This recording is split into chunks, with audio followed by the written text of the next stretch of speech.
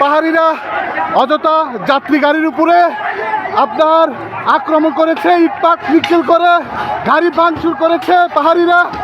দেখেন ভাই, পাহাড়িরা গাড়ি ভাঙচুর করেছে, অযথা অযথা মানুষকে হয়রানি করছে পাহাড়িরা।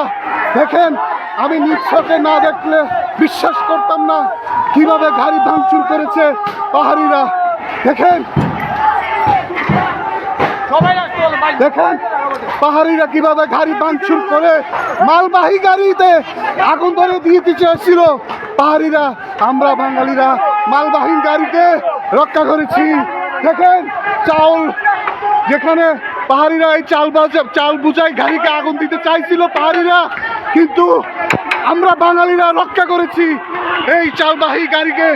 দেখেন দেখেন দেখেন দেখেন ওই যে পাহাড়ি সন্ত্রাসী